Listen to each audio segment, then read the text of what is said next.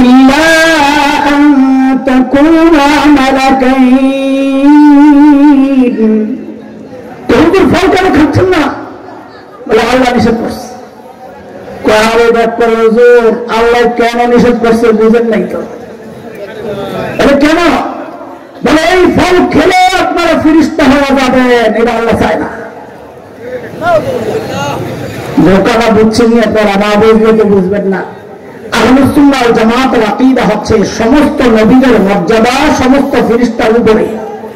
কোথায় কোথায় কোথায়? দাম বেশি কার, নবী না ফেরেশতা? আল্লাহ তাআলা আদমকে বানাইছেন নবী, তিনি ফেরেশতা হতে যাবেন কোন দুঃখে? তাইলে শয়তান আদমকে ফল খাওয়া ফেরেশতা বানাতে চাওয়া ঠকাইতে চাইছে না জিতাইতে চাইছে? এই সিস্টেম এখনো চালু আছে। ছোটবেলায় আমার ব্রেন খুব সাফ ছিল নাকি, মুরব্বীরা বলেন, উস্তাদরা। তো যখন ছোট্ট আমি 6-7 বছর, আমরা ধানমন্ডিতে তখন যে ভাষায় ভাড়া থাকতাম, আমি 80 দশকের শুরু কথা বলছি। তো বাংলার মেয়েরা ছেলেরা আমাকে নিয়ে পড়াইতো বাংলা ইংরেজি, খুব মজা পাইতো। একবারে বললে পারে, হ্যাঁ কি জিনিস এটা? তা আমার আম্মাকে বলতেন, খালাম্মা এই মেধাবী ছেলেটাকে নষ্ট করেন না। নষ্ট হচ্ছে মজা। মাঝে মধ্যে মাদ্রাসা নিয়ে যায়, সায়েন্স ক্লাবের ওই একটা মাদ্রাসা ছিল, এখন মার্কেট হয়েছে, ওখানে নিয়ে যায়। সপ্তাহে একদিন নিয়ে গেলে 5 দিনে যাই না, আমার খুঁজে পাওয়া যায় না।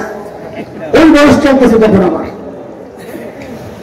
ওই সময় বলা হয়েছে আমাকে যেন মাদ্রাসায় দিয়ে নষ্ট না করা হয়, আমি বড় দেশ সেরা ডাক্তার হতে পারবো, ইঞ্জিনিয়ার হতে পারবো। এই চক্রান্ত এখনো চলছে ঘরে ঘরে। শয়তান চাইছে নবীকে ফেরেশতা বানাইতে, আর এখন শয়তানের দোসররা চায় আলেম না বানায় ডাক্তার আর ইঞ্জিনিয়ার বানাইতে। এখন ডাক্তার ইঞ্জিনিয়ার সব রাগ করেন না, আপনাকে শ্রদ্ধা, আপনি না হলে আমি চলবো কেমনি? কিন্তু আমার যে সন্তানকে আমি মাদ্রাসায় পড়াইতে চাই তাকে আপনি বাধা দিতে পারেন না। বাংলাদেশে বহু ডাক্তার বেকার ঘটতেছে, আগে চাকরি দেওয়ার পরে আমার ডাক্তার বানাইতে আসেন। বহু ইঞ্জিনিয়ার বেকার ঘটছে, আগে ওদেরকে চাকরি দেন, তারপরে আলেমকে ডাক্তার বানাইতে আসেন। এই জায়গায় কথা বললাম না। বলেন পদ্ধতি কয়টা? 1 নম্বর, 2, 3, শয়তানের পর কি বলে? أو تكون من الخالدين।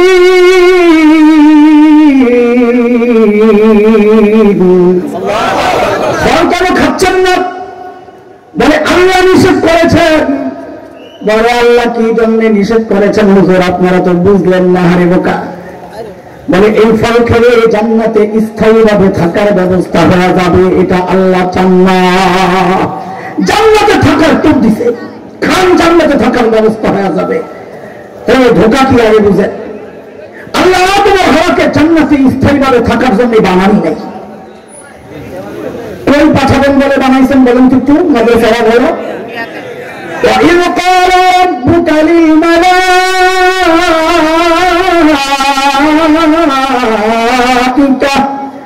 إِنِّي جَاعِلٌ فِي الْأَرْضِ خَلِيفَةً। আল্লাহ কই পাঠাবেন বলে বানাইছেন? জোরে জোরে কোথায়? দুনিয়ায় পাঠানোর জন্য বানাইলে মাঝখানে আবার জান্নাতে ঘুরাইতে নিছেন কি জন্য? যে দুনিয়ায় করোনা চলতেছে, জান্নাত থেকে দূরে টিকা দিয়ে যান। কথা বলে না। বিশাল এলাকা, মাঝখানে কোন গ্যাসের পাম্প নাই, গাড়ির গ্যাস লোড করে যান, তেল লয়ে যান, নাহলে রাস্তা আটকাই যাবে। এই জন্যে কথা বলে না। তো জান্নাতে কি জন্য ঘুরাইতে নিছে? এক ছোট্ট 2টা ব্যাখ্যা বলি, কারণ সময় কম। গ্রামের মেয়েরা যখন মুরগি আনে পালার জন্য, বাজার থেকে নতুন আনছে, আইনেও কিন্তু মুরগিটাকে ছেড়ে দেয় না। কদিন দেখবে না, আবার চাঁদার দেয়। কেন? মুরগি বাড়িছে নি, বাড়িছে নি। আল্লাহ আমার বাবারে বানাইছেন জান্নাতের জন্যই, দুনিয়ায় পাঠাইবেন যে কয়দিন জান্নাতে আটকায় রাখছেন, বাড়িটা চিন্না যান, যাই আবার ঘুরে আয়া দিলেন। আরে বলছেন নি কথা? কিন্তু এর চেয়ে সুন্দর জবাব দিচ্ছেন মুফাসসির আরেকটা, সেটা হচ্ছে সূরা তাওবার 111 নম্বর আয়াতে আল্লাহ আমার আর আপনার কাছে জান্নাত বিক্রির প্রস্তাব দিচ্ছেন। কিন্তু রাজি নেই। কে কে রাজি? দেখি তো, আল্লাহু আকবার, মাশাআল্লাহ। আপনারা এই জান্নাত যে কেনার জন্য রাজি, জান্নাত দেখছেন আপনারা? হ্যাঁ, না দেখে কিনতে রাজি। ওই জন্য তো নাস্তিক মুরতাদরা বলে আমরা নাকি অন্ধবিশ্বাসী, যা শুনি তাই বলে বিশ্বাস করি। অন্ধবিশ্বাসী না বুঝে শুনে বিশ্বাস? ওই বুঝে কিসের বিশ্বাসী হইলেন? জান্নাত তো না দেখে কেনার জন্য রেডি হয়ে গেলেন। রাখেন না, মা বুঝা খালি বড় বড় করে। আপনাদের মুরাদনগর মেয়েরে বিয়ে দিলে শ্বশুর বাড়ি দেখার জন্য কে যায়? মেয়ে না গার্জিয়া? হ্যাঁ, তাহলে তো মুরাদনগরের মেয়েরা ভালো। কিন্তু ঢাকায় দুই রকম মেয়ে আছে। একরকম মেয়ে হচ্ছে মা বাবার বাধ্য সন্তান, ওর সামনে বিয়েরা ভালো লজ্জায় চলে যায় আরেক ঘরে। সমবয়সী কাউকে পাঠাবে, আম্মা আব্বাকে, আব্বা আব্বুকে বলো আমার দেখার দরকার নাই, শোনার দরকার নাই, জানার দরকার নাই, ওনারা দেখলেই আমার চলবে। কিন্তু আরেক রকম মেয়ে আছে, গভীর রাতে শাহবাগের স্লোগান কন্যা বেড়া গেলে বিড়ি খায়। ওর সামনে যদি করা হয় তোর জন্য বিয়ে দেখতেছি, একটা ছেলে পছন্দ আমাদের, ও বলবে আমাকে একটু সময় দিতে হবে, বেটার অপশন চুজ করার একটু সুযোগ আমি চাই, আমার আগেরটা ভালো হবে না এটা ভালো, আমি একটু দেখে নিতে পারি। আমি আপনাদেরকে জিজ্ঞেস করি, আপনারা মা বাবার বাধ্য সন্তান না অবাধ্য সন্তান? তাহলে তো কোনো কথাই নাই। আল্লাহ আমার বাবা মাকে জান্নাত থেকে কেন ঘুরে আনছে?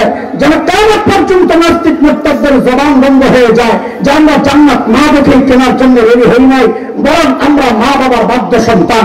আমাদের বাবা আদম জান্নাত দেখছেন, আমাদের মা হওয়া জান্নাত দেখছেন, আমাদের আর দেখার দরকার নাই। তিনটা দিয়া যখন দেখছে শয়তান কামায় না, বুঝছি রে হুজুর তো বড় করা, সাইজ করার রাস্তা আমার কাছে আছে। আপনি জানেন আমাদের প্রতি আপনার দুর্বলতা আমি জানি, তাহাজ্জুদের প্রতি দুর্বলতা আমি জানি, হিজাবের প্রতি দুর্বলতা আমার জানা, টুপির প্রতি দুর্বলতা আমার জানা।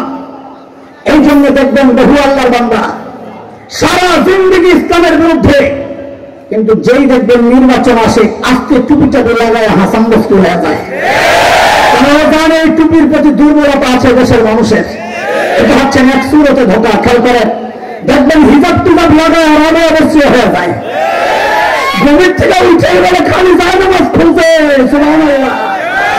আরেকজন তো প্রতি রাতে 80 রাকাত তাহাজ্জুদ পড়ে, সুবহানাল্লাহ। আমি তো পীর পাল্টানো নিয়োগ করছিলাম যে এই বাবার কাছে মুড়ি দেওয়া দরকার, কারণ আমার যত পীর আছে কেউ 80 রাকাত তাহাজ্জুদ পড়ে বলে আমার জানা নাই। যে নিয়োগ করছি পীর পাল্টানো, হঠাৎ শুনি পীর সাহেব পাড়া হয়ে গেছে, এখন চলে পারল। এই পদ্ধতি শিখছে কার থেকে? শয়তান যাই দেখছে একটাও কাজ হয় নাই, এইবার শুরু করছে এক সুরতে ধোকা। কি সেটা? وقاسمهما إنكما لمن الناصحين।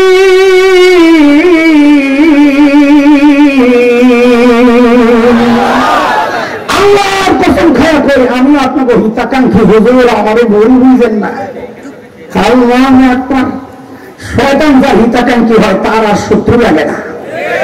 ভারত যার বন্ধু হয় তারও যেমন শত্রু লাগে না।